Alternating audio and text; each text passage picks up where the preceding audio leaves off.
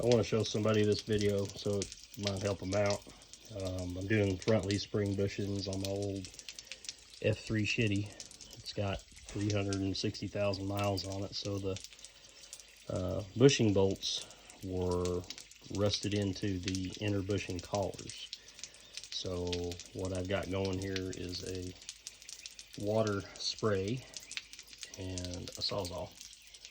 And it takes about 15 to 20 minutes per cut. Just be patient. I've set myself up comfortably with a little stool.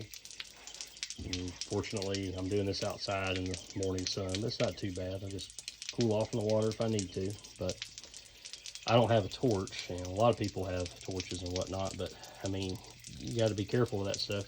Sometimes you got wiring, or you might have AC condenser in this case, and you don't want to set things on fire. I mean, there's plastic and other stuff. And sometimes you got to be careful not to set that crap on fire. And I've done them with a torch before in the shop when I was working as a mechanic, but I don't have a torch, so I'm using my Sawzall. But I'm using the water to keep the blade cool.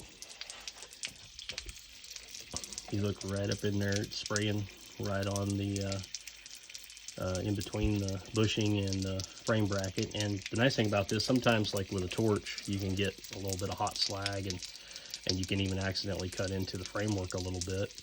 And this way it keeps everything nice and cool. You get perfect clean cuts, and you don't damage anything. I'm choosing to reuse these leaf springs. They've already been replaced. They're slightly lifted, heavier springs. So if you're gonna just replace the bushings, this is the way I'm doing it. And if you're dealing with rusted bolts, this is the way I get them out. As far as taking things apart, you got to drop the sway bar and the shocks. That way things swing down low enough. I've already replaced this one, and I use a ball joint press. You can hammer them out. It's a bitch if you want to do it that way, but I use a ball joint press to press them out and to press the new ones in. It makes life so much easier trying to get them out. You can cut them out, burn them out, whatever you want to do, but just get you a ball joint press. And I actually use brake cleaner instead of oil to lubricate the old ones to get them out.